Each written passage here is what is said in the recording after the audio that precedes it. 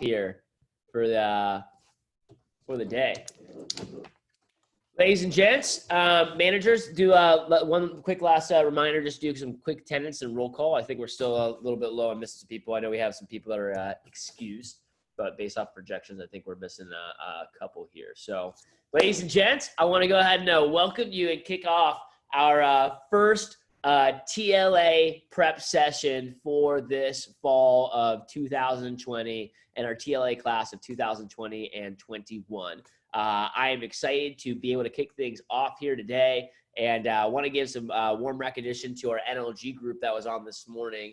Also, if you were in a first year that was on that call this morning, raise your hand real quickly. I want to recognize literally, I think almost like 80-90% of this entire group was there, hopping on early this morning, getting some intentional growth, and getting a chance to hear from some other people. So hopefully you guys got some goods and some takeaways from that, and I'm excited to go ahead and dive in officially for the day. So welcome to your first TLA prep, and welcome to the Leadership Academy. So as we're going to kickstart today, you guys know the drill. If you're in this group, all of these things should be reminders for you all. You know, I don't need to explain, I think, most of these things to you all, because this is the reason that you're in this meeting today. The reason that you're sitting down here is because you've been doing all this stuff all summer long, and you've earned a spot in our coveted Leadership Academy. So let's make sure that as we're kicking things off, we're 100% engaged. I sent the handouts out one more time in the TLA group chat. So make sure that you have done two things, which is go to that folder, open it up. So make sure that you have the documents available, and make sure if you haven't done so already, you've downloaded the agenda so you can follow with the agenda as we actually go through today's segment. We're going from 12 p.m. to 4 p.m. and we'll be wrapping up at that time, but let's make sure we're ready to get the most out of the meeting, that you have a place where you can journal, take notes, do whatever you need to do, and also continue to be posting up light bulbs, takeaways, or other hot updates into our TLA group chat as things are resonating with you guys. You all know this one. Leaders that are 100% engaged, they do three things, right? This is a flashback for some of y'all from your SLDM, but they seek best practices, right? So they're hungry for growth, and they have personal clarity. You can tell who's hungry for growth, who's 100% engaged based on how many notes people are taking. You can tell who's hungry for growth based off of how people show up to the sessions. How are people dressed coming to the session? How well prepared are they? Were they on the morning meeting? Are you ready to rock and roll? And then having personal clarity, you know, and I think that's the one thing that today I really want you guys to be able to gain. You know, everyone's in a different spot. Everyone's in a different situation. Some of you all are on this call and you are jacked up. You're fired up. You've been waiting all summer long for this. It's the first TLA prep, and you're really, really excited, ready to dive first, head in. Other of you all, you know, you're coming to this call in a different way. You were excited this summer. Classes started. You know, sports has started. It's gotten busier and busier, and you're like, oh my gosh, this is a lot to handle and manage, and everything feels like it's coming to me all at once, and you barely made it today, but you're here nonetheless. So I want to make sure that if you're coming out of this meeting that you're getting some personal clarity, and that leaders that have clarity, when you know what you want and what you don't want, it's easier to make smart business person decisions. It's easier to say yes to certain things and say no to other things when you have that personal clarity. So, you know, be intentional today about the clarity that you want to have, what you want to get out of the event today.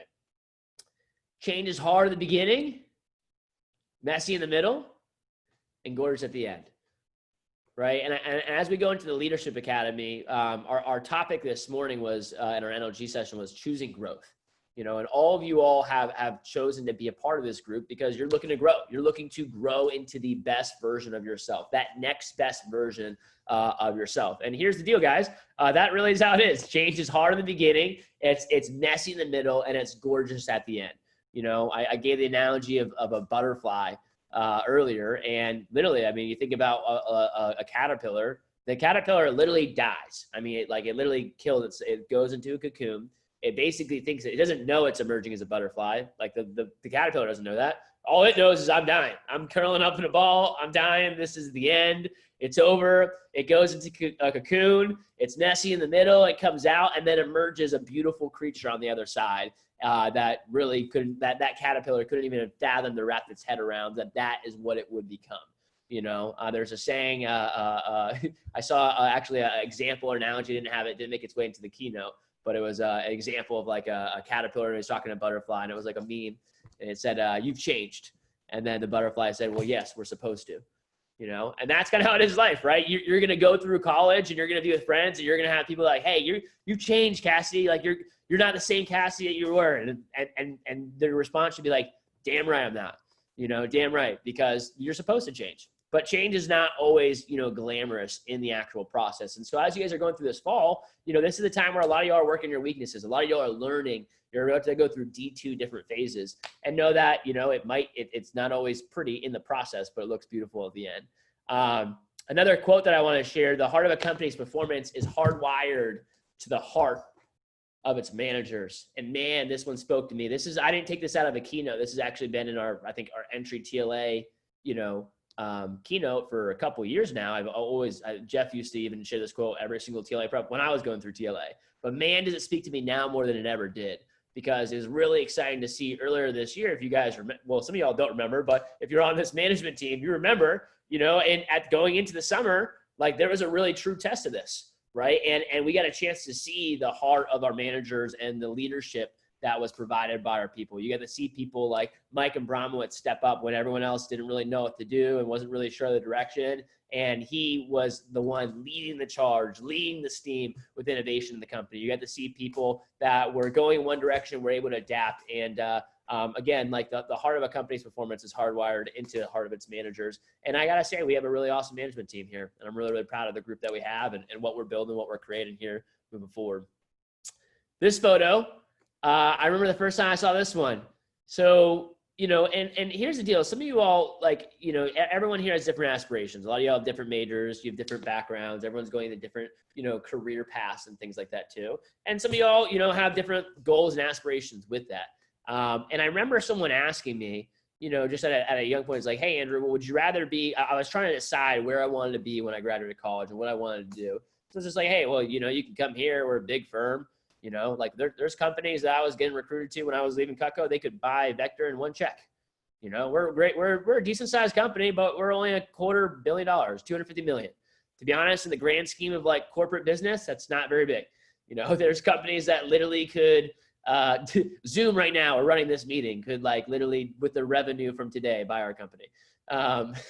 Like there's bigger companies out there, right? And you could be a small fish, right, in a really big pond, or if you're at the right place, you're at the right time, surrounded by the right people, you can be a big fish in a small pond. You know, and that's what I chose to do when I made my career move going into Vector. I said, hey, I want to be a big fish in a small pond first, because guess what? One day I'm going to be a big fish in a big pond.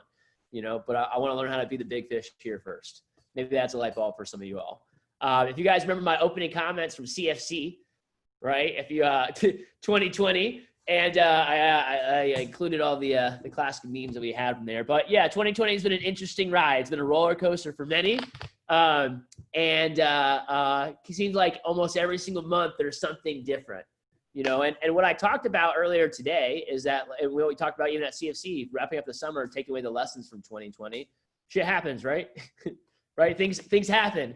And I think that's one thing, is that if you were on our NLG call this morning and got a little taste of it, hopefully y'all realize like, oh, wow, like this branch thing is like a lot of random stuff can happen. Like, you know, you really have to be well prepared and trained as a leader, because guess what? We'll teach you how to run interviews. We'll teach you how to run meetings. We'll teach you how to do all the Cutco stuff. But guess what? What happens when someone comes into your office or starts calling you and they're disappointed, they feel like quitting? What happens when you have an angry parent that's blowing you up? What happens when you have, you know, a police officer calling you because their internet article got published about your office doing human trafficking in the middle of the summer? Y'all think that's a fake story, by the way? That one's real. That one happened to me about 3 or 4 years ago when we were in Miami in the middle of the summer. Things happen, you know, and I can't tell you in 2021 if it's going to be another COVID. I sure hope not. But things will happen. Things are going to happen this fall. You might have a game plan. Things happen. Some of y'all are planning on going to school this fall and then switch to virtual, and now you're home. Things happen, right? But it's not really what happens. It's what we do with what happens, right? And it's that perspective that we have, right? Do things happen to me, or do things happen for me, right? Is this challenge that I'm going through, is it meaningless? Is it worthless? Or is this happening for a reason to prepare me for what's to come? The only way you know that you're at a peak is because you've been through a valley. The only way that you know that you've reached a peak is because you've already been through a valley. You can't have the highs without the lows. You can't feel the love without feeling the sadness, right? Because you don't know the difference there too. So the power of perspective, right? And I think as we go through this, I won't review everything I talked about at CFC, but what I want you guys to take away is that, look, you can make a TLA, you can make this year, you can make your experience, whatever you want to have. If this summer was a summer where you made a lot of money, or is it a summer where you lost a lot of money? Is this the summer you got fit, or is it a summer that you made excuses as to why you were going to get out of shape? Is this a summer that you built closer relationships with people that you love, or is this a summer where all your relationships got torn apart, right? What's your perspective? What's the story that you're going to have? What's the story that you're going to have leaving and coming out? And I think everyone had their stories this summer. Lots of people had stories about how they were going to get to TLA. And I want to applaud this group because you all had that story and you guys made it happen. You guys were the ones that actually worked hard. You were accepted into TLA. You did your due diligence, and now you're here. So now I want to help you guys, if I can, to be your Sherpa in guiding you through the process of TLA, because there will be ups and downs. And as we've already been talking about with situational leadership, you will feel it. So summer 2020, I want to also just share too, hopefully some light bulbs of our Cutco Through College. This is the beginning of you embarking on a Cutco Through College journey. And maybe, by the way, some of you guys might only be here with us for another fall and spring or summer. Some of y'all might be here with us for the rest of your college experience, might be here with us beyond college.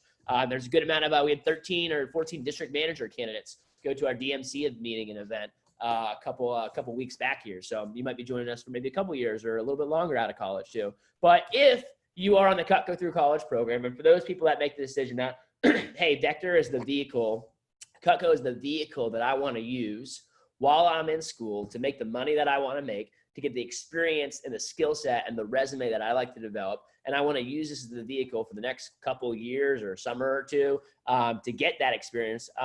This is the typical track, right? And you all are now entering this. You have seen this all summer long, so I won't harp on it too much. But I think it's interesting and cool and exciting to bring back up because now, right, when you were starting this, a lot of y'all saw this the first time at an SLDN this summer. It was a Tuesday afternoon meeting with me. You were meeting me for the first time, a lot of you all. And I talked to you about, hey, this is what the Cutco Through College track is. If you want to open up some long-term opportunities, this is what you can create for yourself beyond the summer. The first step, though, is you got to sell and earn your spot. And alas, fast forward 2, 3, 4 months later, here we are. You've earned the spot. So what's the next step for you? What's the next step? Where's the next place that you're going to? And typically, for most people, you're going into TLA, it's branch manager training.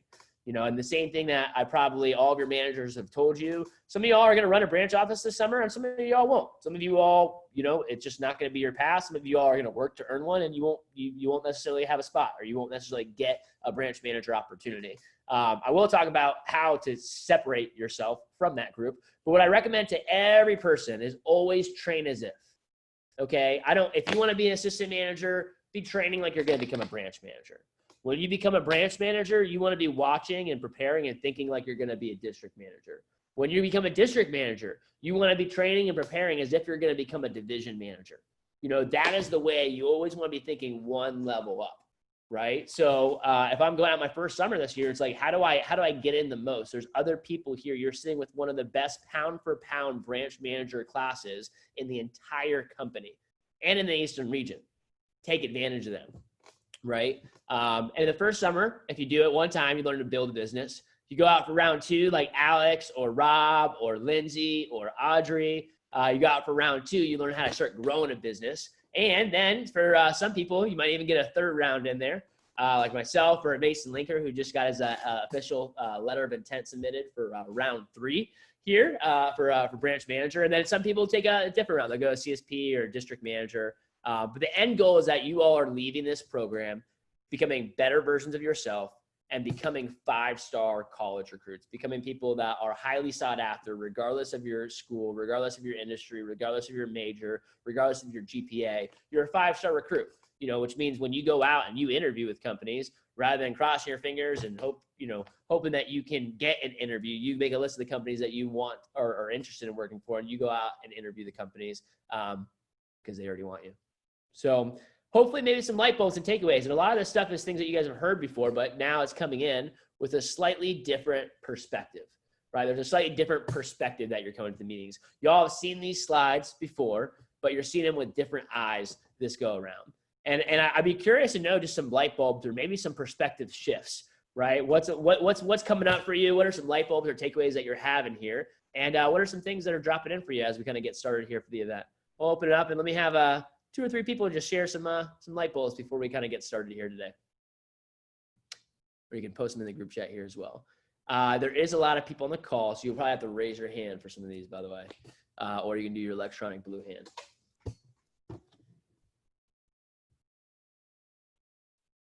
Nick, you want to chime in? Yeah, I really like that that like big fish in a small pond idea, because it's like at first it was like kind of weird to me. I would have thought like you'd want it to be the other way, but the way you said it, you know, like I want to be a big fish in a little pond so that eventually I can grow into be a big fish in a big pond, and you know, which is even better. So I mean, I thought that was an interesting perspective on that. Yes, sir. Let's get 1 or 2 more shares. Thanks for chiming in, Nick. Tampa Hub, raise hand. Wait, so we had a sex trafficking scandal at our company? We did. Were you there for that one, Mike? Yeah, if you guys didn't catch that, that was I the most probably should give some ridiculous. context now because people are like, "What is going on? What are they talking That about?" was the most ridiculous freaking thing that has ever happened in my 16-year career as a manager. The accusations that came at us that we were trying to like do this underlying thing. Some of you guys don't even know what we're talking about, but someone started that rumor about our company, and it messed up our recruiting operation because people legit thought it was like that was the truth. And obviously it's not, you know, but some people didn't know. Like the news. We're taking photos of the letters and posting on social media and saying that like, don't go in for the job interview because once you go into the interview, they're going to give you water and then they're going to drug you and then they're going to ship you somewhere. I don't even know. So we're sitting here like, why is no one showing up to our interviews today?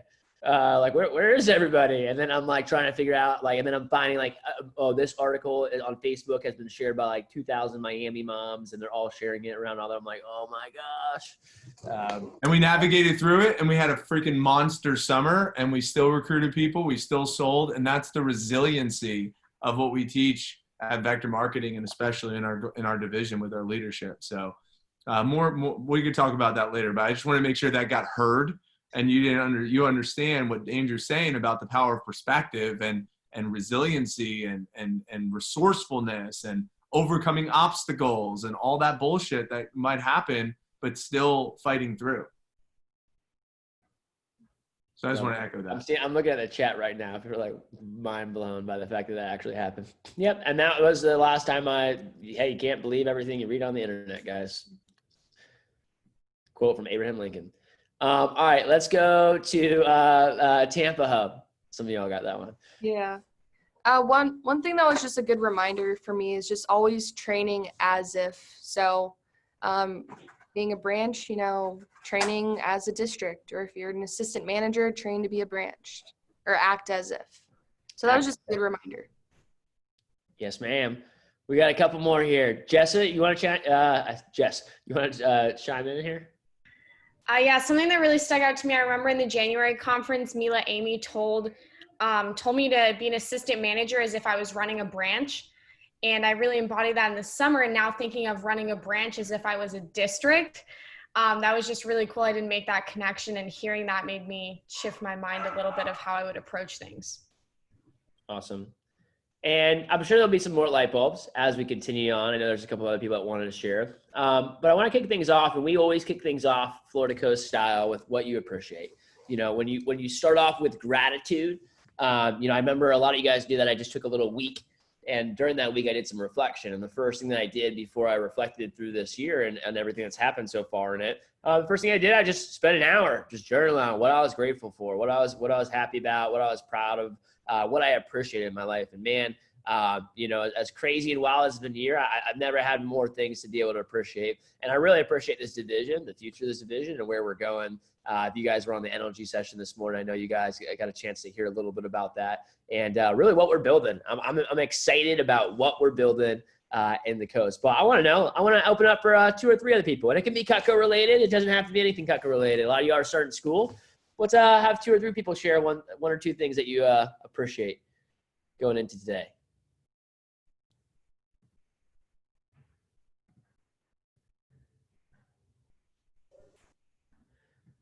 I'm looking for Nick.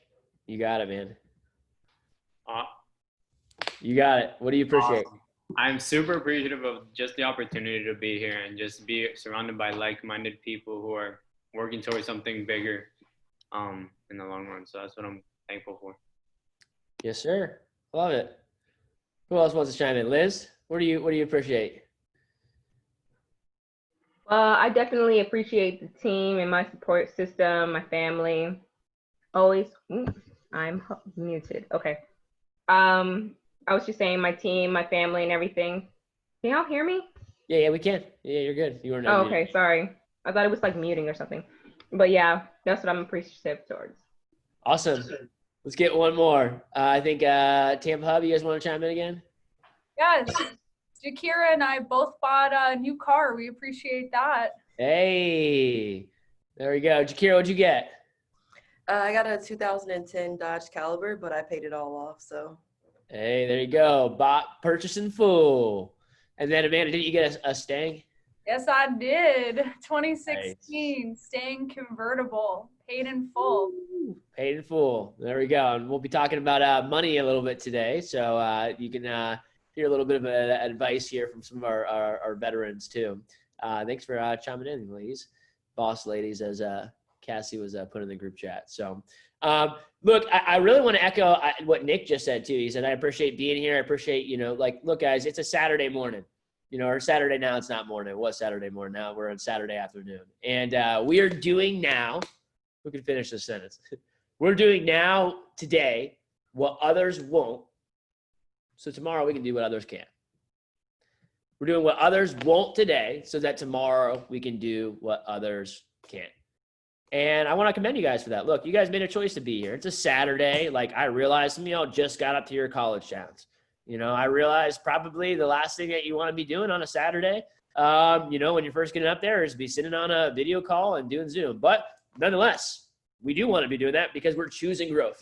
We're choosing to be here. We're choosing to go out of our way and do what, to be honest, lots of people, lots of college students are just not willing to do that. It's a Saturday. It's a weekend. I got to live it up. I'm in college.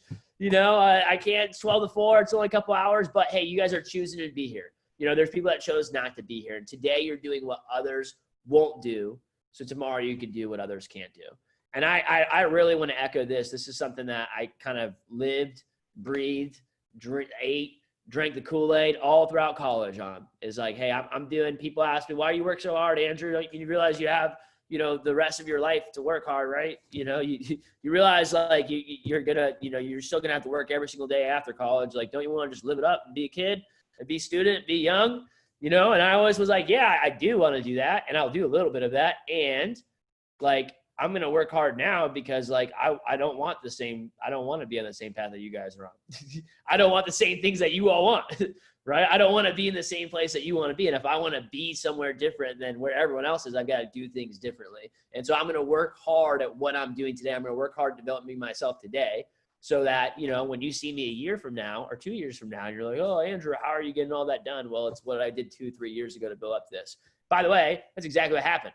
I graduated from college senior year. And then after, what probably freshman year was more like ridicules. Senior year, it's like, dude, how do you do all this stuff? How do you manage all this stuff? Like, how do you run circles around everybody else? And it's like, well, I was doing 3-4 years ago, I was doing what others wouldn't do and training and preparing and spending extra energy that you all didn't invest. And that's why this stuff is easier for me today. I'm doing today what others won't. So tomorrow I can do what others can't. Maybe that's a light bulb for some of y'all. We talked a little bit about our vision for this upcoming year and our 2020 vision. And I really want to encourage you that like, hey, 2020 vision, really the rest of the year, can the rest of the year already be about 2021? Can the rest of the year and what you do to finish off this year, can you already be thinking about the year that you want to have next year, right? And I think about the Florida Coast Division and what we're building here. I mentioned earlier on our NLG call, we talked about the Heat. If you're in Miami, it's hard not to watch the run up right now, and I'm getting more and more excited by the day here as it keeps looking good. But right now there's the Heat are doing really well, and we're also called the Florida Coast Heat, so it's I think it's well bidded. But there's always before a championship year in any business or any team or anything really, organization, whatever. There's whenever you get to that top level, whenever you have that massive year, maybe it's not even a championship year, it's just a really exciting year for the business or exciting year for the community or family or team. There's always the year that set up that year. There's the, hey, what we did that others wouldn't do, the extra practices that we had, the extra trainings that we did, the coaches and people that we brought in, right? Like I think about even too, it's like, hey, Mike is getting ready to set up a massive year. And I think about like Biggs coming in last year and talking to us in Olean, right? It's like the things that we did, the leading up to it the year before that helped create that year, that helped create the results that year, that helped create the growth, right? It's the people that hopped on that team and the veteran leaders, right, that we got a chance to build and develop. We started having those key players that were before were just talented players, but now are talented players that have hard work ethic and very, very fine-tuned skill set after years and years and years of development and practice. And they're the ones leading the team now. And then you got fresh, young blood that's hungry, motivated, and potentially even more talented than the leaders on the team. They still have to get trained and develop some skill set, but potentially even more talent and leadership going into it too. And that's what I think about is this the year before the big year and what does that look like for us? But you know, what I also want to share with you guys is what makes next year a big year, what makes this the year before the big year, right? Next year is not a big year just because we say it is. Next year is not a big year. We don't have explosive results. You don't just get better in the business just because you decide to run a second office. That's called hubris, right? Assuming that because I'm doing it again and I've already done it one time, the second time will be easier, right? I referenced earlier having anyone have a push this summer where you did like the first one and it was easy. So you expected the next one, you're just going to like double your results. And then the second one was actually harder to get the 10K than the first one was to get to 10K, right? That happens sometimes, guys. And so we have to be intentional about the growth that we want to have and what we want to experience as we actually go through it. You know, maybe you'll have some vector train moments. And as you guys have these, and you will, all throughout the fall, you're going to have moments where your professors and teachers, I had a call with Christina Cologne yesterday, and she was telling me, she's like, yeah, it's nice because we're using the platform that we were on, Miami-Dade crashed the whole entire thing. So now we're using Zoom. And she's like, yeah, it's kind of funny because like I'm on Zoom and like my teachers can't really like, figure it out half the time. And I'm always like telling them where everything is and how to set it up. And I'm like, no, you're going to put this over here. And I'm like, yeah, it's Zoom experts, right? Okay. And by the way, like that's like the future. You all are well versed at something, literally technologically wise, like this is just a technology example, before it is even really necessary. But guess what? All your classmates are eventually going to get really good at Zoom too. By the end of the spring, they'll probably be where you were this summer. You're ahead of the curve though. And I think about those vector train moments. Maybe it's a moment like that and you're using Zoom. Maybe it's a moment like you're in your class and someone asks you to give a public speaking message and, you've never given a public speaking message before, but you've got your notes from Jeff's talk and you go out there and execute and rip a perfectly well-scripted, well-documented, ready to rock and roll public speaking message, or maybe even via Zoom as you're actually delivering it. Maybe that's your vector train moment. Maybe your vector train moment is your parents are coming into your room and being like, hey, what happened? Like, you're so much more organized. Like, you're actually on point. Like, you wake up early now. Like, what's going on? Maybe that's your vector train moment. But as you guys have those throughout the fall, I want you to be looking and searching for hashtag vector train and what it really means to be vector train. What it means, by the way, these are the lessons that we've been talking about and preparing and gearing up for personal, professional, and financial lessons inside of TLA. One of those lessons that we've talked about all year long is your circles of influence.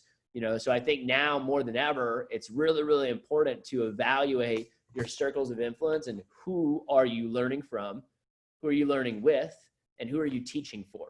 A lot of you guys had circles of influence this summer. By the way, it's to no surprise that the people that spoke to each other quite a bit this summer, they're still here and they're on this call right now.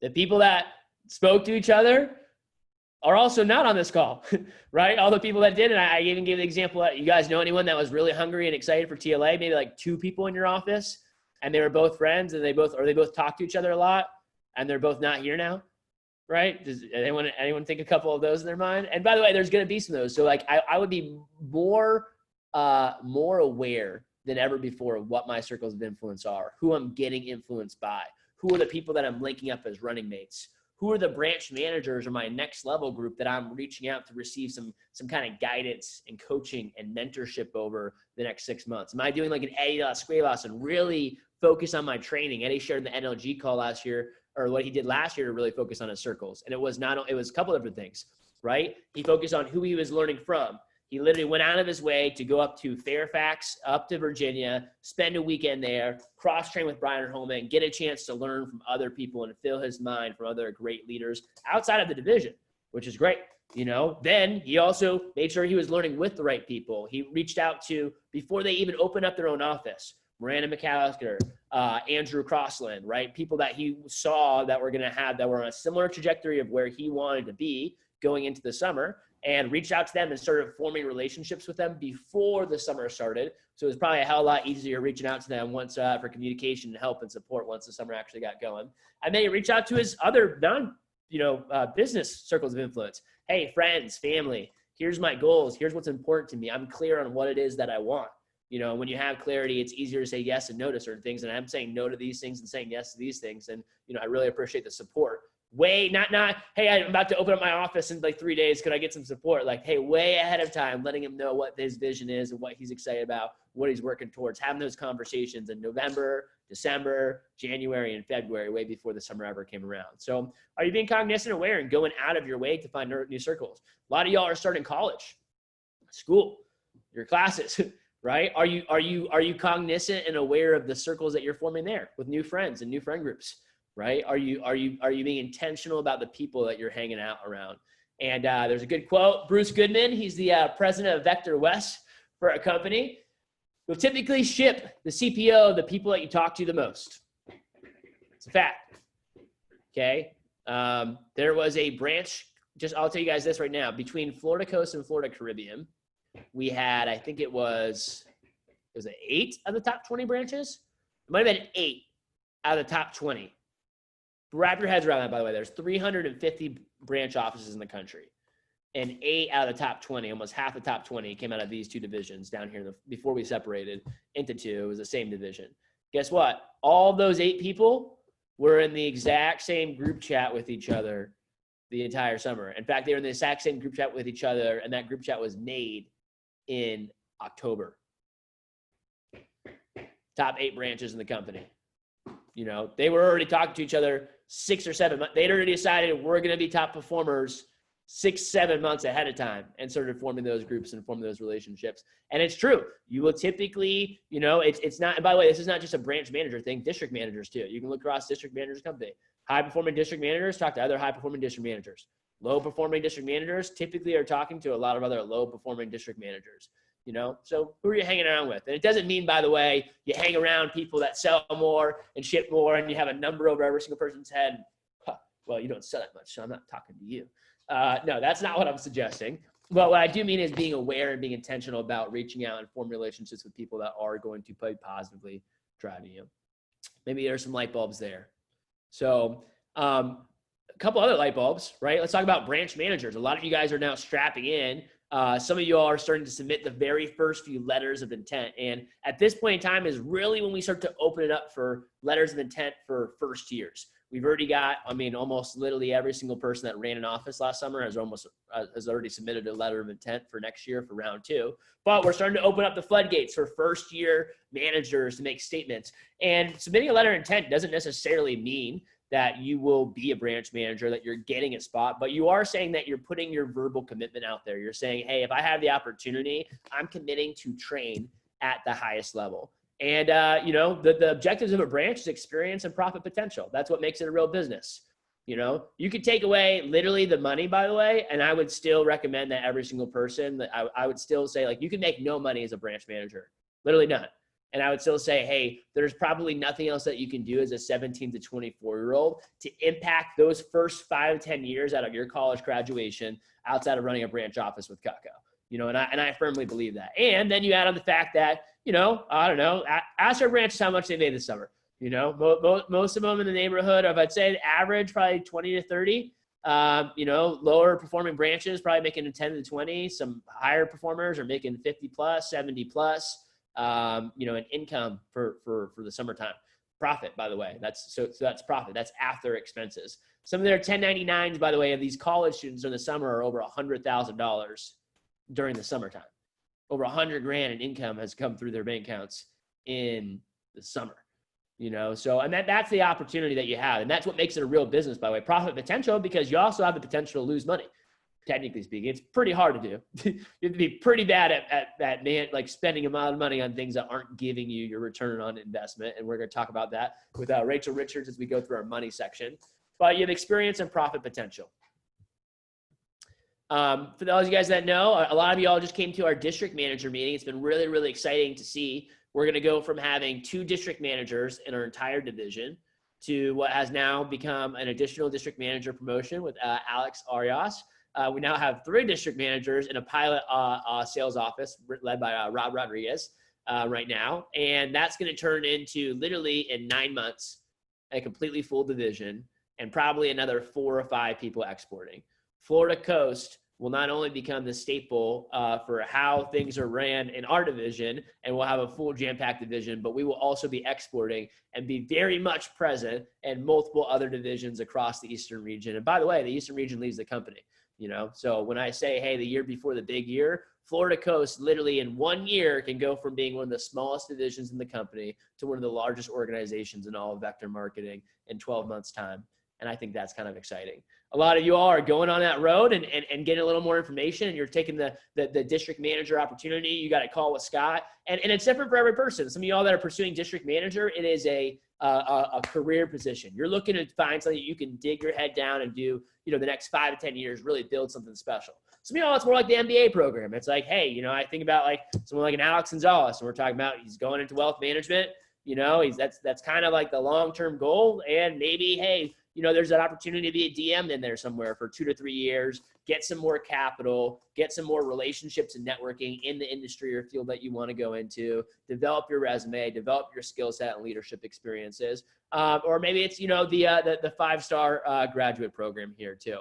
What I want to share with you all is that as we are growing and we are expanding, we're quickly becoming one of the largest organizations in vector marketing. We had 44 people on our NLG call this morning. I do want to share with you all that there is competition, and there's higher competition than there's ever been before to be a branch or a district manager. And I also want to give you some confidence, okay, that if you are funded and if you are trained, you will have the opportunity to run an office next summer. There will be a spot for you. I just want to let you guys know that as much as there's competition, the person that you're in competition with is yourself. That's it. If you are funded and you are trained, we will give you a territory. There will be a spot for you. There will be an opening that we create. And whether it's in Florida Coast or it might be in another division, but there will be an opportunity for you this summer if you are funded, meaning like you have enough, like you've proven that you can handle and manage your finances before the company gives you an extra, $6,000 on top of it. And you've proven that you can do that, and you have enough money to get your office going, and you're trained. You're trained at a high level. You know the basics of the business, and that is exactly what TLA will do. This will train you. You're not trained yet. Some of you aren't funded yet. Okay, you've got 6 months to start creating for that self, but it's going to be your decision. Everyone's going to come to the same preps. We're going to do the same meetings. We're going to have the same assignments. But who's going to emerge as the people that are getting the most out of their training? You can go to the gym every single day with a gym partner, but if one person's working out harder every single day, they're going to have a lot different results. They're going to look a lot different at the end of that 6-month period. And of course, we have the coveted Cutco sales professional position as well, which some of y'all, maybe that might be the direction that you go into. You might get into TLA and you're like, wow, this is really helping me become the better version of myself. And like the whole managing other people thing, like, I'm an independent rogue person. I like to go out there and do it myself, and you might go through it, get the experience. And by the way, even if you want to be a CSP, I still recommend branching. All of our best CSPs, Annie Jonti, branch manager. Taylor Max, 2-time branch manager. Nicole and Ray Reed, branch, I think district managers too, at one point or another. All of them always have management experience. And I think that's what helps them experience a lot of success in their CSP roles too, which is why it's still valuable to go through TLA. As you're going through this. Culture eats strategy for lunch. If you haven't heard that one before, you'll hear it a couple more times this year. And that's what I'm really, really excited about. I'm proud of this team. I'm proud of our management. I'm proud of our performance. What I'm most proud and excited about is the culture that we're building in this organization. Because to me, that's the most important thing. Most people hate their jobs. You know, for me, this is a group of people that I can get on a call with, and I can be fired up at 12:30 to be running this call, or fired up to run an NLG call on a Saturday morning with this group. You know, we've got a culture of people that are hungry. We are driven, and we're also not satisfied. You know, I look around and I think about like a Mike and Bromwoods. You know, Mike and the Tampa team, they're going to take home 3 silver cups this year. Last year, after already taking home some silver cups, they're going to take home at least 3 silver cups this year. You know, number one office in most categories by far. Okay. It is very, very easy. And you all see Mike or see examples of like that and other greats in our business. And it's very easy to see those people and just be like, oh yeah, you know, like they just, but most people, what they do in those situations, if you watch commonly, when people have that type of success, it's like, that's it. You're usually satisfied with that. It's usually, we want, what else can we do? We won everything. We dominated the competition. You know, and it's really, really exciting about Mike and the example that he leads for the rest of the division, and all of you all follow the exact same shoes and right in suit, is that he's hungry. He's not satisfied. In fact, the silver cups, like by the time those get here, doesn't even care about them anymore. He's already thinking about 2021. He's already thinking about what they're building for the next year. It's like, we just had our biggest summer ever by far. And this is just a shadow of what we could do and the potential for the next year and the year after that too. So let's get to freaking work. You know, that is the mentality of a champion. That is the mentality of leaders that are hungry for growth. And you can see that from your leadership team all the way down to our individual reps. And that's the culture that we have here. You know, I want to challenge you with the power of 1 year. Where can you be 1 year from today? You know, 1 year ago today, right? Audrey, did you just start the job 1 year ago today? When did you start? It was like September? I started in May. No, you started in May. Jess, you just started in September. That was it too. So, you know, 1 year ago today, Audrey Cruz was literally just a rep from the summer. 1 year ago today, Jess was literally just getting a call to come in for a job interview. You know, 1 year ago today, I think, Alex, you were graduated from college and it had been 4 years since you worked at Cutco, right? Where can you be 1 year from today? What opportunities can you create for yourself? What can you be building for yourself, you know, 1 year from now? 1 year ago last year, and I'll put her on the spot. I think she's talking to someone, right? But Alex Arias, 1 year last year, was coming off of a rough summer as a branch manager. You don't always have a lot of success, by the way. Sometimes it doesn't go exactly how you plan. We'll both call it a real rough summer. Okay. And I rough summer, I don't think she was happy about it. She wasn't excited, feeling disappointed. And 1 year ago, Alex Arias had a decision to make. He made a decision of like, hey, I can kind of just, you know, I can ride with these results. I'm not really happy. I'm not really where I wanted to be. It was kind of a waste of time this summer. I didn't really get what I wanted to, you know, and I could quit. That was one option. She's like, I could just do it and not really put in effort. She's like, or I could change. She's like, I could become growth oriented. I could start reading books. I could start feeding my mind. I can start becoming hungry for growth. I can work over the next 9 months to have a different experience, you know, this summer too. You know, Amanda, same thing. Amanda coming off of 2 summers. Amanda had the same decision literally 1 year ago today, coming off of a second branch summer. 2 branches that, you know, their second branch summer wasn't still exactly where you wanted to be, you know, going into their fall and spring, wasn't really sure on quite her direction. She locked down though. She doubled down on her training. She doubled down on her growth. She took ownership in that Tampa office and really dove in and became what was a focal point in that organization and in that office, worked on her training, helped lead the Tampa organization to one of the best summers ever. And now is setting up what will be a pretty phenomenal district manager opportunity for herself. So, yeah, and she was intentional about her growth and diving in, hiring coaches, doing all the goods too. So where can you be 1 year from today? You know, and whether that is Cutco example or non-Cutco, it's what can you create for yourself and where can you be 1 year from today? I'm excited to talk to you guys a little bit about kind of how to run a business. And we're going to talk to you a little bit about kind of what are the Focus 5 programs that we have in our organization. I'm going to skip this because I'm going to come to that into the next talk. And the last things I want to do before I wrap up open to comments, guys, I want to encourage you to make a statement this summer or make a statement this fall, excuse me.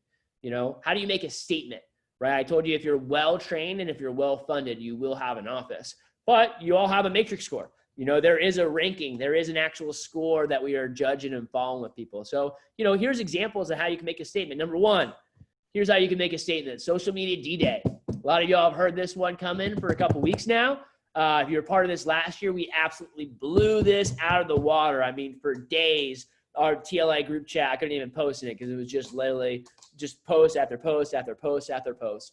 But one of the things that you will all learn as branch and district managers, and you should learn for your own business, is how to use social media to blow up and do a big promotion.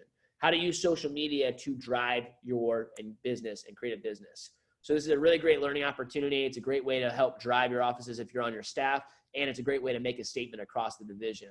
Sunday, tomorrow, September 6th, and we'll help execute and facilitate this a little bit later today. But tomorrow, we will start it, and it will kind of continue into Monday of our social media triple threat. Now, every single person on this call, if you're on this call, I'm sure you've posted on social media many, many times. But this is what we call using your power base, tapping into your network. When we say your network is your net worth, well, you're going to see an example of why. And what we want you guys to do, what we're going to facilitate tomorrow, is our social media D-Day. And so the goal of every single person in TLA, and literally every single person that's working in our division, no matter even if they're a brand new rep, goal is for every single person to have 10 to 20 people that they're personally reaching out to not work, not trying to get them in for their job interview. Just, hey, I just got a new job, or not a new job. Hey, I just got a promotion at my job. You know, I just got promoted into our leadership academy, and I'm really trying to make a statement in my social media game.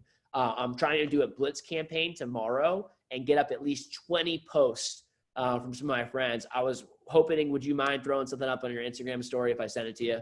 Would you mind posting something up on your Snapchat if I send it to you? It would really help me out. You know, and you're reaching out to 10 to 20 people to get them to post for you.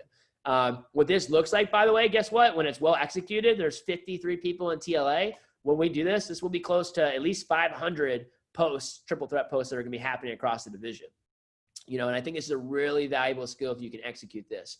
A lot of y'all know that I have a podcast, and it's one of the top business podcasts that is, you know, out there on iTunes and Spotify. And the only reason that was because that, by the way, it wasn't because people knew me before the podcast. It wasn't because I had like a big major following when I launched it. I didn't have any of that. I had nothing, but I did have a power base. I did have my own network.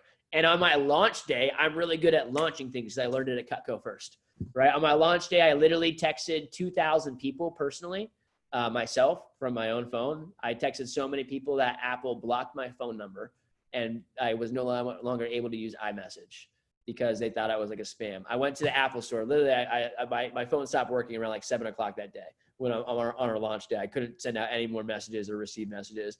Went to Apple the next day. They're like, oh, something's wrong with your phone. They literally got rid of that phone, brought me a brand new phone, and it still didn't work. And they're like, yeah, something's wrong. Like, you're like blocked by Apple or something. It's not even a problem with your phone. You just sent out too many messages in one day. That's what we talk about going big, you know, learning how to do that. But by the way, that's what that launch, that one day and going all out and kickstarting it, that's what made the podcast get all the following. And from there, it kind of grew and spread through word of mouth. We do the same thing when we launch an office in the summer. How do you start an office when there's nobody in it? How do you, sure, I know I can get them to recommend their friends. What if there's no reps to recommend their friends? How do I get recruits? How do I start things? Well, if you know how to utilize social media and you really know how to blitz and create, create interest, create desire, create applications, create recruits out of thin air, that's going to be a valuable skill set. So easy way to stand out. And we'll have that facilitation. I'll give more details to come on that.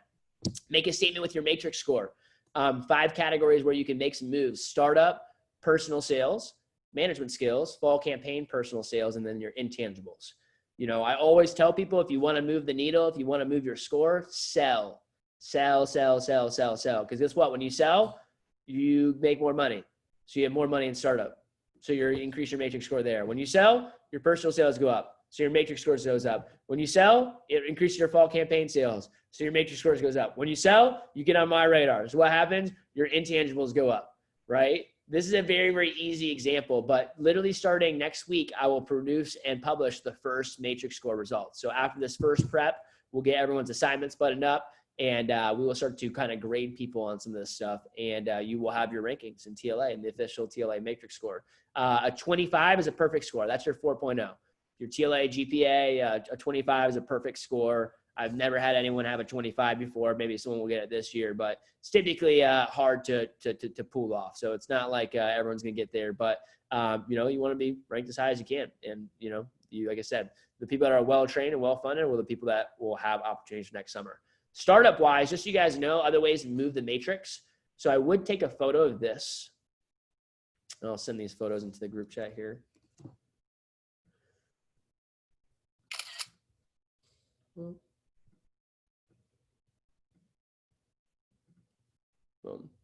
These are our management savings deadlines. So this is one of the assignments. So as of today, you should have had $500 saved in withholdings. So as of now, if you have $500 in withholdings, you're completely on pace to be a branch manager right now. If you have less than $500, you're not on pace for the TLA standards. Here's what I recommend. Okay, if you want to make a statement, always be 2 levels ahead. That's how you make a statement. You know, some of y'all did that. You were 2 levels ahead. You showed up to CFC or showed up to your TLA interview with $1,000 already saved in your startup account. That's 2 levels ahead. That's a way to make a statement. Some of y'all now, you're already at $1,500, right? Can you continue to be 2 levels ahead for all these dates as you're actually going through it? Last ways to make a statement is hopping on the decision train and getting the LOI submitted. You know, easiest way. And here's what I'll say about the LOIs, letters of intent, guys.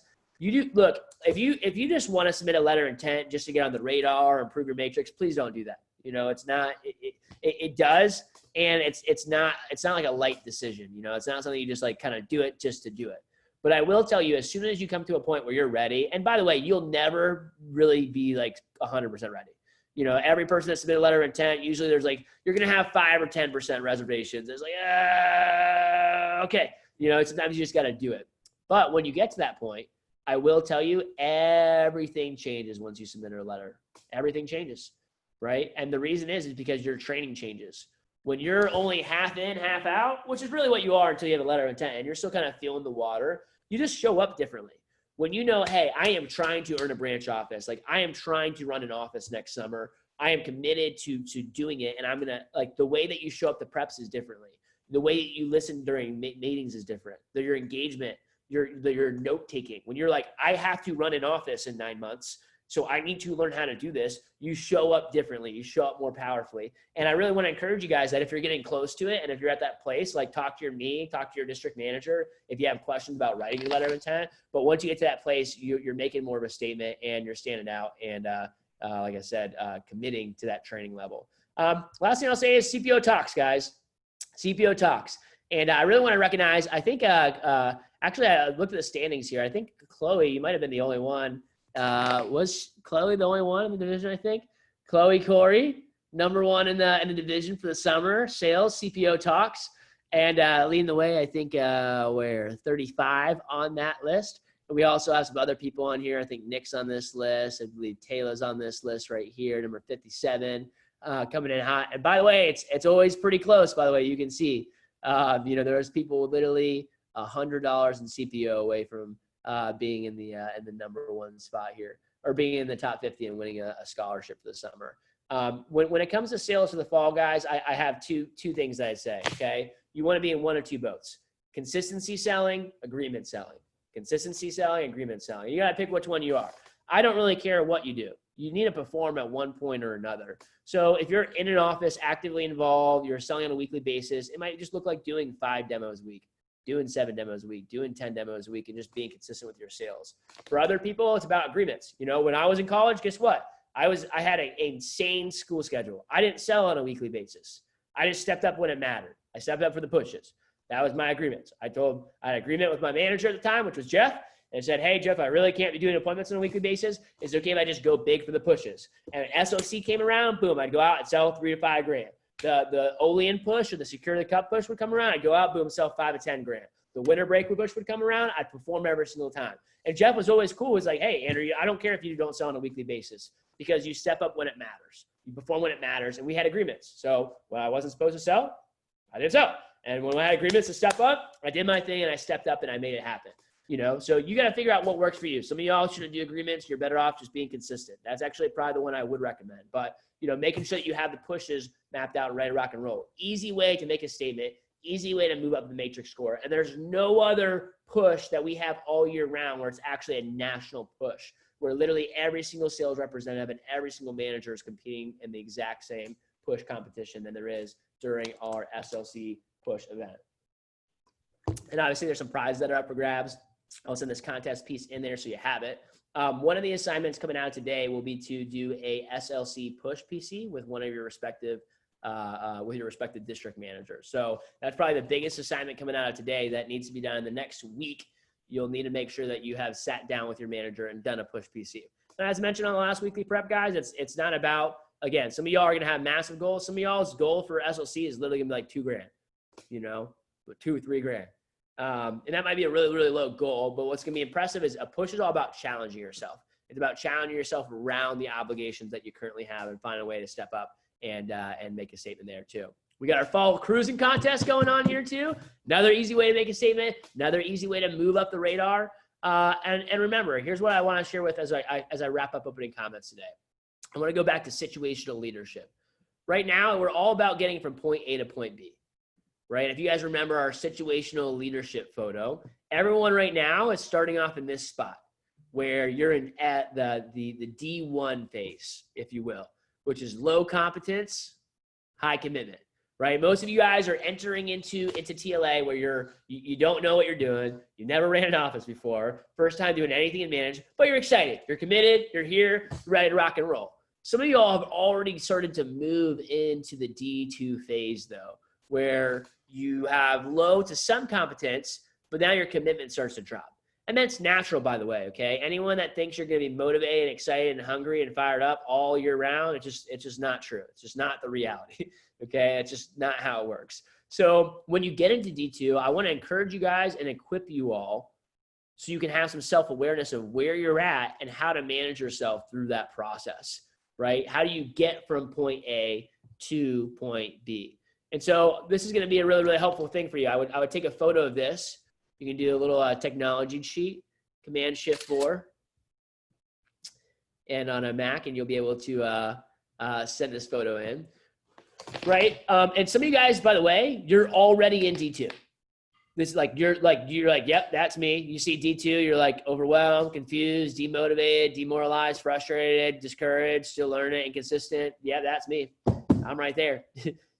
Some of you all haven't got there yet. You're more right here. You're hopeful, curious, and experienced, new and unskilled, excited, eager, enthusiastic. You don't really know what you don't know yet, right? You hopped from the NLG call this morning. You're like, damn, there's a lot of extra stuff going on. I didn't even know any of it. I didn't even know what I didn't know going into the business. And what I want you guys to do is develop self-awareness of where are you right now? Not where's your neighbor at, not where's my other people in my TLA. Where are you right now? This process, because that's what's important. And you need to know where you're at so you know what your needs are at, right? I gave the example earlier today about self-awareness is it's like that sign in the mall. That sign that says hey, it kind of helps you walk around and figure out where things are in the mall. How helpful would that sign be if it didn't have the little blip that said you are here?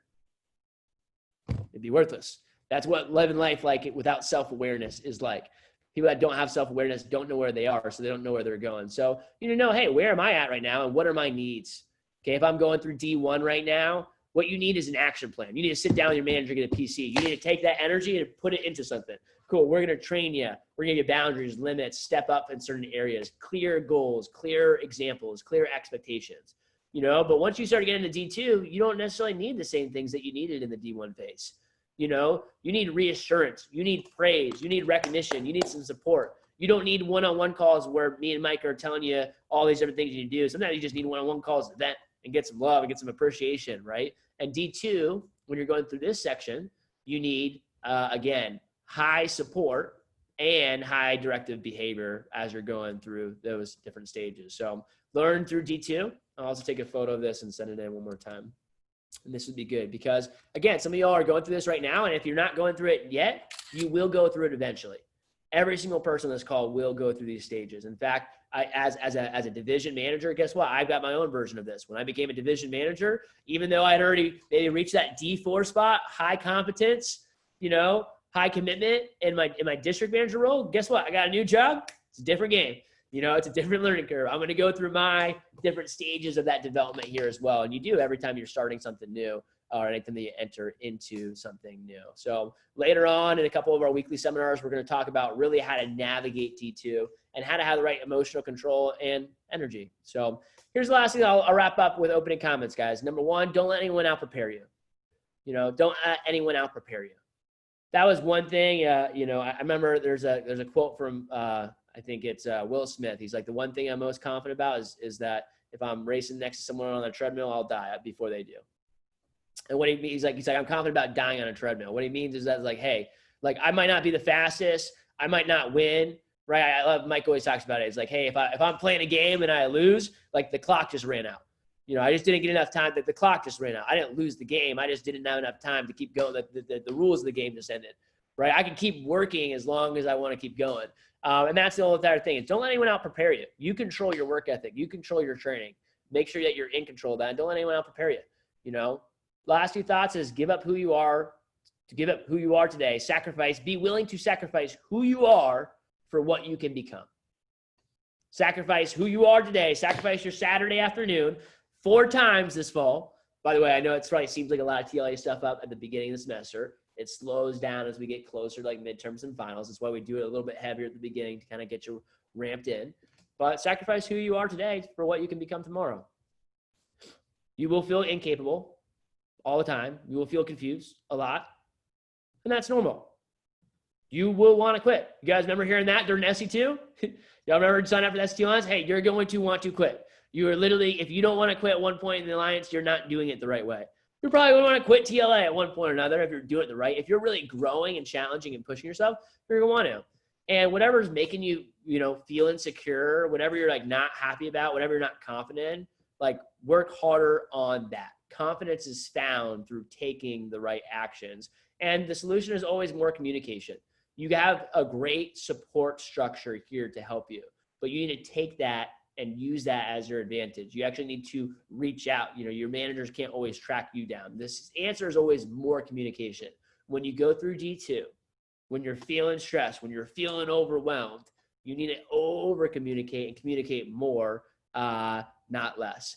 And, everyone else, we will let everyone else think about all that they have to do while we simply do it. That's what we did this summer. When everyone else was like, oh, COVID's happening, virtual. Should we wait for us to go back into person? Maybe we just wait it out a couple weeks. Should we think about this? Should we decide this? We didn't do all that thinking. We didn't do all that discussion. We just said, hey, it's time to make some actions. We're doing this. This is the direction that we're going through. And I want you guys to remember that you're from the coast. Getting the most from the coast, and that means something. The way that we show up, the way we do things here, again, don't just, I have a lot of appreciation for this group. Don't I guess, take it for granted. There's not a lot of other places where you have access to top tier, top caliber managers, people that really, really care about you and want to see you succeed. So I'll wrap things up with opening comments. Go ahead and take 30 seconds. Jot down what are your biggest light bulbs from today or so far for opening comments as we're kicking things off here. Take 30 seconds. I'm going to walk you guys through welcome to the business, and then we'll go to our first break here for TLA for the day. And Mike will bring us back in talking about CBI and Management 101. So take 20, 30 seconds, post your biggest light bulbs. I'll have a couple people share.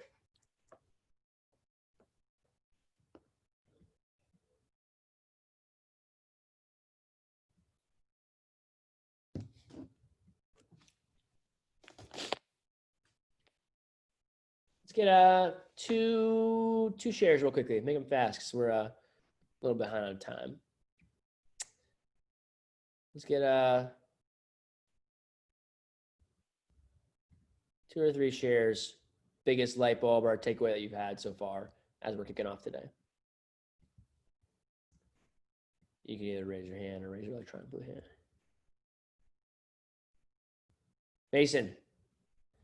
Yeah, every single year, the do today what others won't, so tomorrow you can do what others can't. And I've already seen it personally. My freshman year, FSU, I was pledging a fraternity, and I missed out on 3-4 tailgates. And same thing with last year. And in the moment, it it really sucked, right? But now I'm like, all last week, every single day that I've been here, multiple people come up to me complaining about, oh damn, you guys want to go to Chipotle? Damn, it's too much money, right? Or oh, you guys are going to the liquor store or whatever. Sorry, but they're like, oh, I'm not going. I'm going to sit this one out, right? And I would probably be in that same situation if I chose to go to that tailgate or that party instead of sitting down on a TLA prep last year, the year before. So really, really take into consideration, really take that in. Do today what others won't, so tomorrow you can do what others can't. Awesome. I love it, Mason. Yep. And I remember being there in that same situation. I mean, that's exactly what happens. And I don't think most of I'm not going to share exactly how much, but most of Mason's friends aren't going to be graduating with $100,000 saved or $250,000 saved. Most of them won't see that for like 10 years after college. Actually, most people won't actually ever have that in their bank accounts at one point in time, like ever. So Mason's done for 3 years. He's done what others won't, and now he's doing things that others can't. Let's get one more share. Andrew, yeah. Can I touch on what Mason just said? Yeah, Connor, you got it. Yeah. So here's the big part about that as well. It's even like do what others don't today so you can do tomorrow what others can't.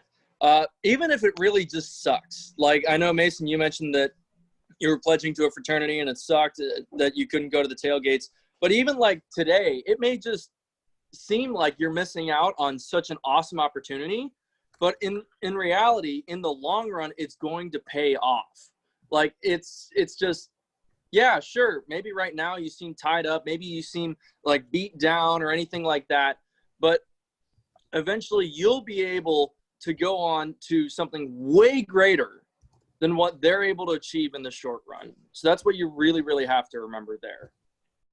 Yes, sir. Thanks for chiming in, Connor. Let's get one last share and we'll move on. One last light bulb. Eddie, you want to chime in? Let me get sorry. All right, go ahead, Eddie, and then I'll go to Gabriel. Yeah, just a super fast one as far as like opportunity. I always knew, I would be happy if it meant if I close one door, close 5 doors, close 10 doors of opportunities, knowing that that's going to create 100 more doors, 1,000 more doors, 1,000,000 more doors of opportunity for my future, of options for my future. And just a simple thing of, give up today who you are for whoever you can become in the future.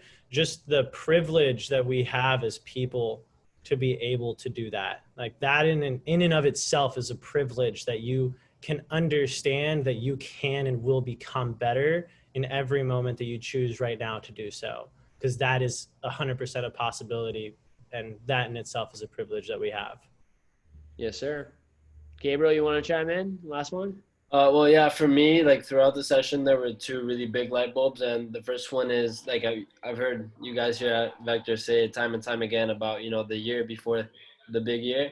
And that really happened to me like last year in school. Like our soccer team really, 2 years actually before, our soccer team wasn't that good. People weren't very committed. And then last year we had this new coach, this new like way that we were going to tackle this season. And, at first it was kind of rocky because we had to obviously adapt to everything new. But then this year we came out strong. And, because of that, like because of last year, we were able to win state championship this year. And I like that's something that really hit home for me.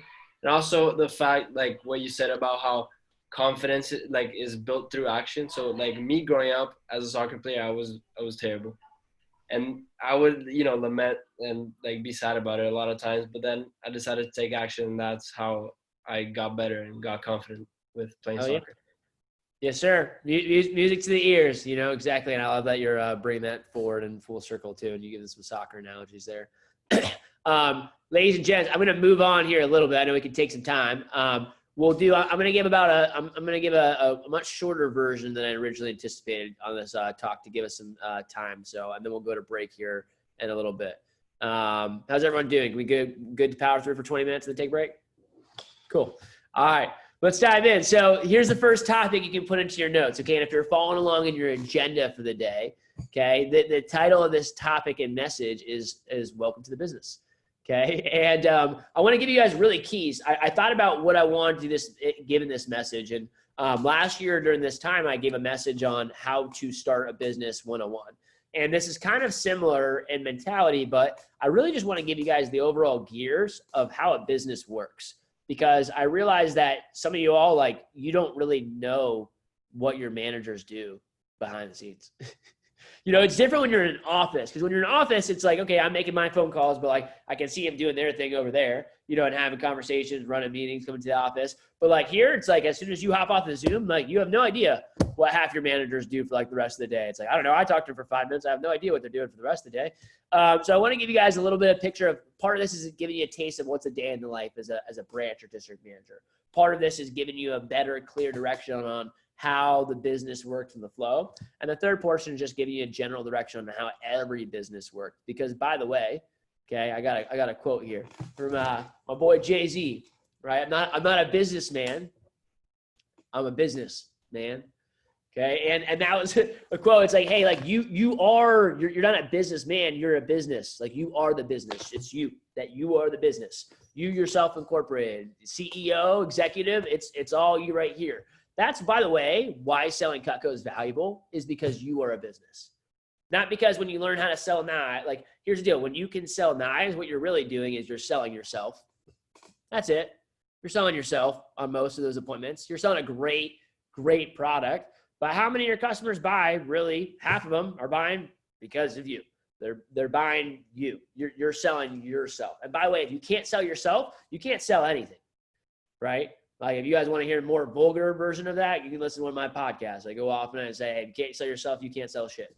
And the reality is that if you can't sell yourself, you're going to have a lot of trouble doing anything in life. You're going to have trouble like being a teacher, because none of your students will listen to you and they're going to run over you all day long in class because you can't sell them on why it's valuable to pay attention and be engaged in class.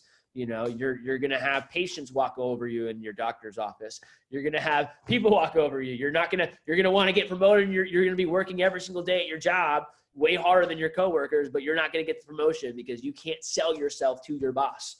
You know, so it always starts off with here, how you carry yourself, your ability to sell yourself, your ability to market yourself, your own personal brand. And you are the business. The most important component of every business is the person that's leading and running it, is the person that's building it, the person that's operating it. And by the way, I want to share with you guys too, is that usually, okay, your business is a reflection of who you are.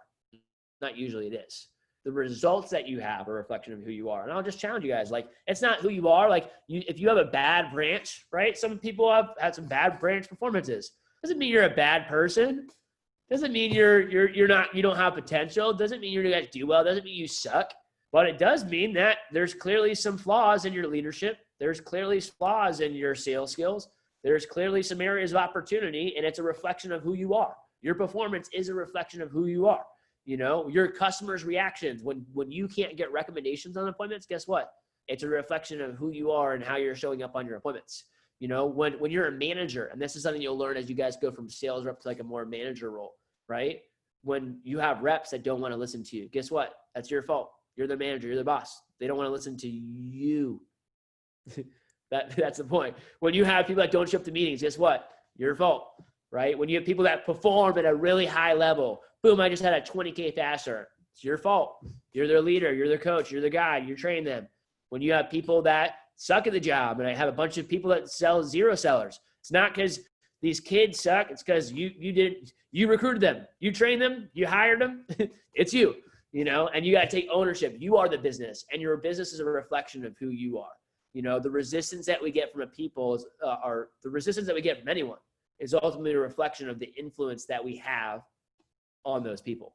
So starts off with you. That's number one. First thing you got to get down your notes. Second thing is, look, every business is kind of the same. Kind of like every car is the same. They're not the same, but the mechanics are usually similar. The cars operate typically in a pretty similar fashion. You can drive a Mazda, you can drive a Rolls Royce, you can drive a BMW, you can drive a Honda. Okay, they're all different cars. There's different types of businesses, different industries, but every business is really the same thing. They all fundamentally work the same way. Every car has got an engine, 4 wheels. You know, it's got the same type of parts usually inside of it. It might have a slightly different setup, but they're the same thing. They're still cars. They still operate the same way. Every business is the same way. And that's why if you can learn how to understand and work and drive our business, whether you're going to be in a I'm a doctor in a hospital, whether I am starting my own practice for something, whether I am working at a startup company and helping them grow it, whether I'm working at an accounting firm, doesn't matter what I'm doing, okay? If I know how a business works, I'm gonna be a more valuable asset to that company, or I'm gonna be able to run my own because I understand the intricacies of how a business actually operates. And it's game changing, by the way, guys. The biggest difference in my opinion, like, by the way, the biggest separation that I even think in the world, there's a lot of like debates and arguments and stuff like that going on. It's election year, all that stuff. The biggest difference in mentality that people shift is just business owner versus employee mindset.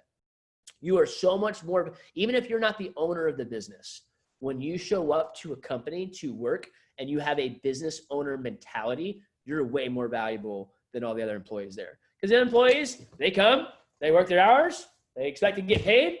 You know, all right, I did this. Now you give me what I deserve, right? When you show up like a business owner, you're thinking about not like how many hours am I working, not like what did I like. It's like how am I impacting? What value am I providing? Where am I moving the needle? Am I making the company more money right now?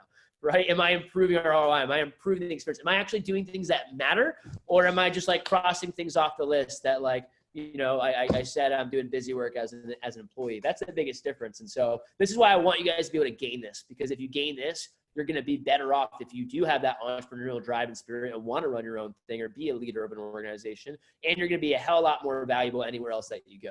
So let's talk about what, like, here's the basic business, guys. This is how a business works. It's number one, you're either a product or service, typically. You know, that's it, really. And I'm going to give you guys the oversimplistic version of this, but it really is simple. You're either selling a product or you're selling a service. Product is usually something that's physical, it's tangible, something they can use. Service is usually people-oriented. You know, it's you're performing something. You're not necessarily, it's not a physical, tangible product, but you know, a service could be a daycare. A service could be an attorney is a form of a legal service, right? A service could be a car wash. You know, a service could be I don't know. There's a million different services there. A service could be, you know, getting your iPhone fixed. Service companies, product companies. Okay. And we're a product company and a little bit of a service map in there too, but we're selling product. We're selling Cutco knives. And the good thing is that our product is already taking care of us for us. So here's how every business works. Literally everything. If you want to start an e-commerce site, here's what you do. You get your products, you build a website, you funnel traffic to the website, you get sales conversions, and you try to retain your clients while keeping people funneled to the website. That's it. Okay. If I started a car wash, guess what? I build the facility. I got the services and products set up. I need traffic. I need people coming to the car wash. I want to get those sales. I keep people coming to the car wash and I retain my customers. That's the business. That's literally it. That's how it works. You drive traffic. You do the sales conversion, whether that's like a sales appointment, like a professional one-on-one sales appointment. Maybe it's a retail store, so they're coming to the store to purchase it in person. Maybe it's an online or a subscription package or something like that too.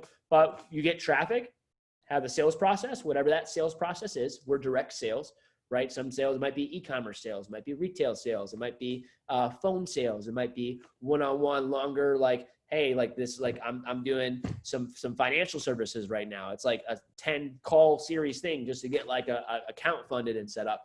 You know, it might be a longer process there too, but there's some sort of sales process. Even if there's not a salesperson, there's some sales process. And then the last thing is retain customers and build relationships with them and develop them. And hopefully they bring you back more business. So that's it. That's really simple. And when you ever want to start something, like I always hear people, you want to be thinking about the product or service, but like what matters most is like this one. Can you drive traffic to it? Can you drive traffic? Because it doesn't matter what product or service that you have. There's a saying in real estate, if you build it, they'll come. That's not true at all. You can build it and they won't come. Okay, a lot of realtors realized that one this summer. So where am I going with this? It's not just the product or service. You got to be able to drive traffic to it. When I hear people talk about, oh, I want to start a business, I've got an idea, Andrew. Like my brother was just talking the other day. Great idea, you know, but like he spent like, you know, I don't know, he did all this planning for the business. He had mapped out all this stuff. And I'm like, all right, but Colton, how are you going to get your customers? That is the most important thing. I was like, I love this business plan. Love your branding idea. Love your logo. This really works. You could totally do this. It's scalable. I love the idea. But how do you get your clients? Like, how are you getting your clients? Are you doing door-to-door sales for this company? Are you going to do e-commerce? Are you doing your clients this way? Are you using your own personal network? Are you going to go buy clients from someone? How are you getting traffic? How are you driving traffic? And then how do you retain your customers? So, and then you rinse and repeat that process over and over and over again. So let's talk about the Cutco business model, so you guys can get just a better understanding of this. Okay, this is gonna be complicated and really simple at the same time. Okay, this is our business model, and if you were on our NLG call today, we talked about key metrics. There's numbers that you want to know, just like there's key metrics in the car. Your car is going to give you, if you look at the odometer, you have key metrics. Okay, there's been 100,000 miles in this car. I'm going this fast, right? I have this much fuel left in my car. All those metrics, okay, they affect the operations and the operation of the car. If your car has 0 gas in it, it doesn't matter if everything else is working, your car's not going to run. It's not going to drive anywhere because you have 0 gas in the tank. So this is kind of an example of, again, the 2 metrics that matter the most. These are the 2 numbers that basically, if you could sum up your sales to the office, like people are like, if you want to sell $100,000 as a branch, this is how you do it. Okay, just 2 numbers. Number 1, how many people did I recruit? The total number of recruits, meaning like how many reps did you have work in that office? Recruits being like literally anyone that started the job. And then how much is productivity per rep? PPR is what we call it. How much did the average rep sell on my team? That's how much you sell as an office. You can work your way forwards or backwards with that. Okay, I'm going to explain this slowly for the people that aren't too keen on math here. Works your way forwards or backwards, meaning, okay, if I want to, if I want to sell 500K for the summer, Eddie, how do I do that? I want to sell 500K, in my office. Well, cool. How many recruits do you think you're going to have? I'm giving you, I'll just give you really easy numbers. You're probably not going to have 500 recruits in your branch office, but, okay, I'm going to have 500 recruits. Okay, and how much does the average person sell? Okay, $1,000, boom, there's your 500K. If you recruit 500 people and the average person in your office sells $1,000, that would be a 500K office, right? And that's what I'm saying. So you could kind of do it for projections, or you could work your way backwards. Hey, we sold 500K this summer, and I recruited 100 people. So what does that mean my average rep of my team sold? $5K. $5,000. Yep. So my PPR, my average productivity per rep, is $5,000. Now, okay, by the way, as you guys are hearing this numbers too, I'll give you guys some typical ideas, right? So a typical branch manager is probably recruiting about, probably average was like 100 people this summer. It was a little bit more in the virtual component, right? I'd say, 60 plus is definitely the range you want to be, but probably 80 to 100 plus is a typical, branch or branch manager. Top performing district managers. Mike, how many of you guys recruit this summer? The total? 390. 390 recruits. Now, by the way, whenever you do these numbers, and let's get an example. Mike, what did you finish off the summer at? 1 point. Right over $1 million. Right over $1 million in sales, right? So let's just call it $1 million. Let's call it 400 recruits. Let's say Mike sold $1 million and he had recruited 400 people. That means he had 400 people, and the average rep on his team sold how much? $2,500, 2.5K, right? Times the 400, 2.5 times 400 equals $1 million. Okay. And that's just an example of what's going through it. So here's why I'm simplifying this. Okay. Because if you want to sell more, there's one of 2 things. You have 2 options if you want to sell more or perform better as a manager. Increase recruiting or increase PPR. That's it. So that's what I'm trying to make this simple as possible. If you want to perform better as a manager, you have to either increase how many recruits, how many people you're recruiting, and the average person keeps selling the same amount, but you recruit more people, or you increase how much the average person on your team sells and performs. By the way, now if you guys are hearing, by the way, numbers like 1K, 2K, 5K, and that sounds really low, PPR, keep in mind, is including that is the average. That means from every person that you launched, right? We have some people that launch and never do a demo. Every single week, we have people in training that literally go through 14 hours of training, finish it, and go, I don't really want to start the job. They don't even do their first appointment. Okay, it happens every single week. Those people are factored into these numbers. So like, by the way, but that's part of it. If you have a lot of those people that happens every week, guess what? Your PPR is way lower. You recruit a lot of people, but like half of them didn't even start the job. So your average rep is selling way less. These are the two numbers that you can kind of use to drive the business. So let's talk about it. Recruits. Total sales equals recruits times PPR. Okay, that's the basics of our Cutco business. And let me just give you guys a schedule kind of walkthrough in the flow. So there's three things that go into it. I write down recruiting, sales, and development. That's like the three departments that exist in our business. Recruiting, sales, development. And I'll fly through these real quickly. What goes into recruiting? Okay, what goes into recruiting is a couple of different things. Number one, creating leads. So how do we create leads in our business? How do we get recruits in the door? Well, most of it's from something called an SMRA program. And again, for some of you guys that don't know what SMRAs are, raise your hand if you have you don't even know what an SMRA is. Is it cool? Some people. SMRA stands for Social Media Recruiting Assistant. So the reason a lot of y'all don't know what it is because it's a different job than you all had this summer. But in your office, there was a team of social media recruiting assistants, or SMRAs. And their job is to use social media. It's an hourly, not a sales position, but it's an hourly, usually 10 or 11 bucks an hour paid position where they get paid to do two things or three things eventually. It's a rotational analyst position. So what our SMRAs do is they'll start the job and they will use social media to advertise for the business, send out messages, text people, heads up, reach out to their own personal networks and tap into them. They will PR call and schedule people for interviews and respected applicants for interviews. And then usually most SMRAs end up transitioning and trying out, at least for a little portion of time, the sales role at one point in time. So the easiest way, the number one way in our business, in our company, where we get recruiting going is through social media recruiting assistants, SMRAs. Social media in general, but we can also do Canvas and Blackboard emails. Some of y'all are figuring that out. Active advertising, when schools are open, we can actually go to colleges, universities, movie theaters, concerts, and literally physically advertise. Like we could advertise with posters and papers and chalk and cards, scheduling people for interviews, the actual interview process, scheduling for training process, and then the PR program, which is duplicating our best people. It's like, hey, we have people on the team now. They can recommend more people. We can keep growing the team. That's really kind of everything that goes into the recruiting area of the business. Sales. You have your first weekend sales performance. How much is the average person doing their fast start? What's the average rep on the team sell? Event to event management. So, are they showing up to events? What's my attendance to events? Running meetings, skills checks, PCs, field training, rep development, rep retention, right? Am I developing leaders on the team? Are people quitting after working with me for 2, 3, or 4 weeks? So again, if I'm looking to increase my performance in my office, my business as a branch or as a district manager or my own as an assistant manager, I want to help the office sell more. Well, what do we need to do, Mick?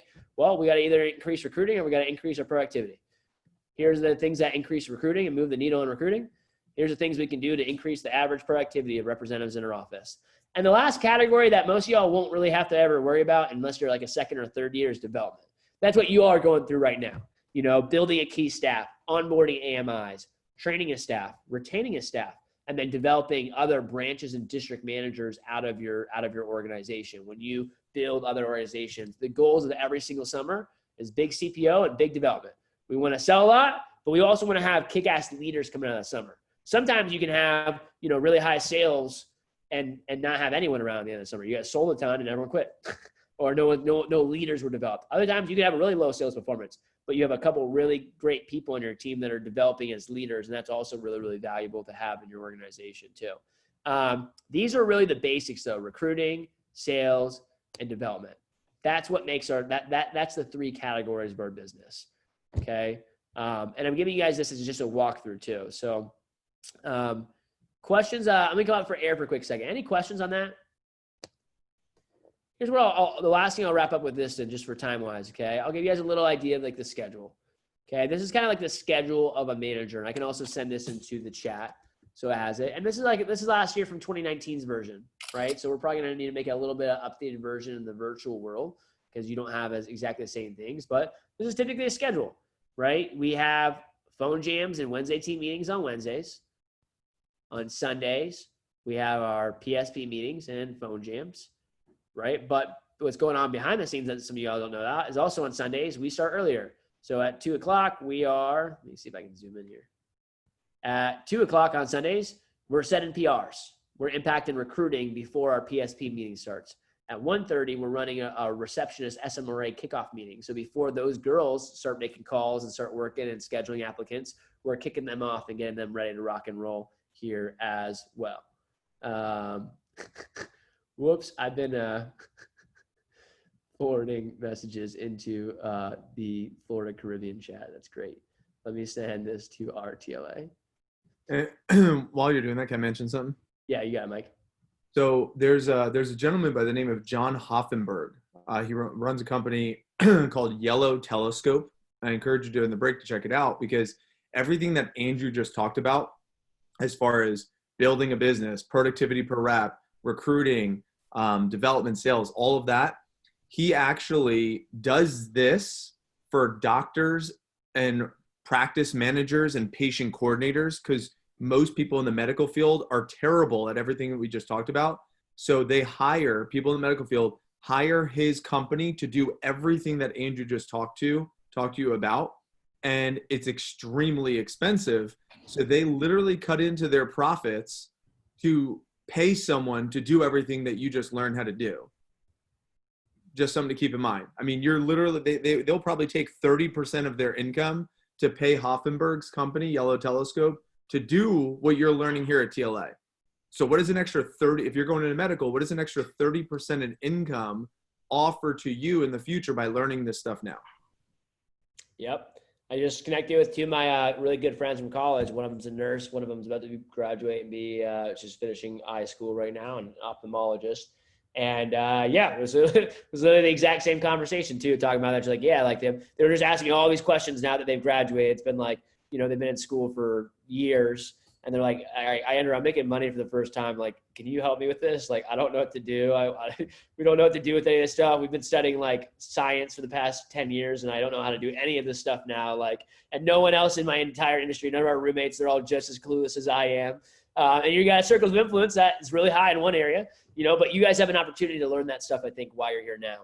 Let me wrap up with this, and I won't take too much more time in this, just because we're a little bit behind, but just give you guys the overall mechanics. And I'll send this photo so you can kind of like look through this. NLG, we're going to go through this a little bit more, but what's the day-to-day schedule of a manager? I mean, and it kind of depends, but you know, some days and on Mondays, for example, we're running a Champions Club workshop in the morning. Then we're running advanced training from 10 o'clock to 2 o'clock.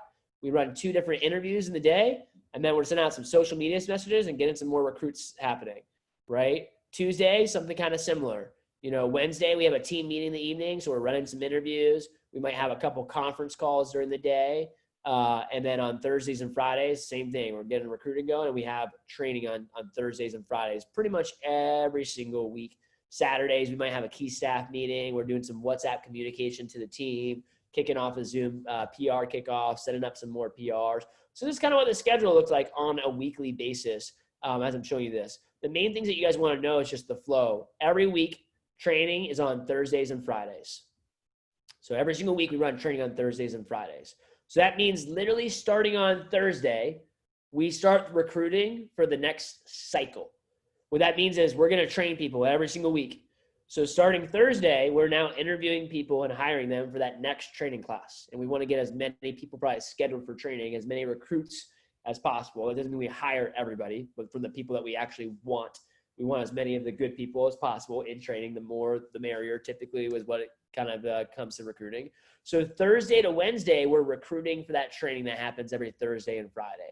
The reps go through training on Thursday and Friday. They go to their first weekend, Friday, Saturday, Sunday, come into advanced training on Monday. And after that, you all know the drill from there. They're a regular rep on the team. They come to their first team meeting Wednesday night, the paycheck meeting the next week. And that's kind of like the cycle on a weekly basis. So, you know, we don't have 30, 40, 50 people in training every single week just by magic. We have lots of interviews set up, right? And in management, your funnel, part of your, you know, driving traffic, we're driving traffic. Like what we're selling as managers, by the way, is not Cucco. We're selling the job. That's the sales process. The sales pitch is the interview.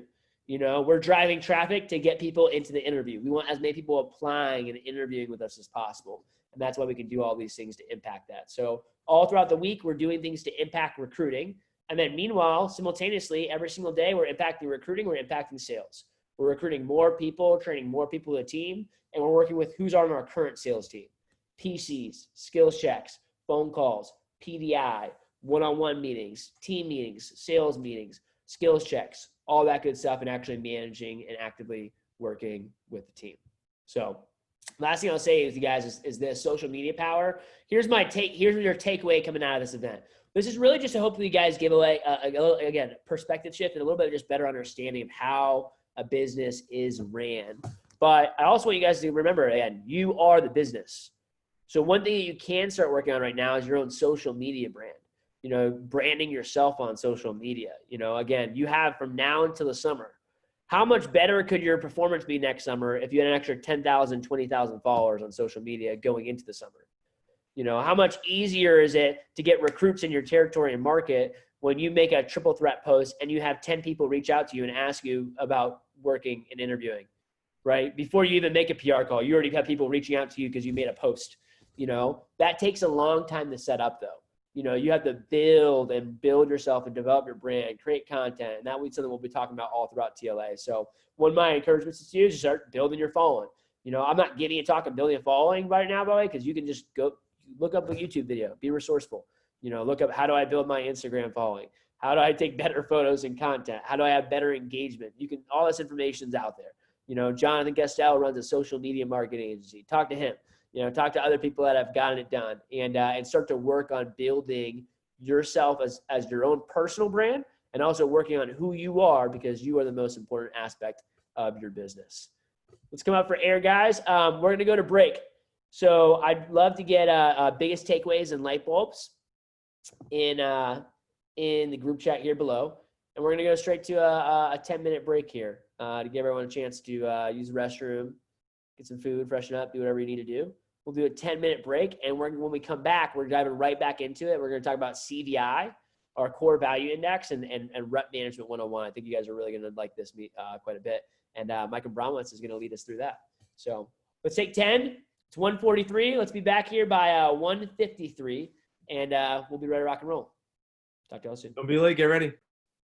Don't be late. See ya.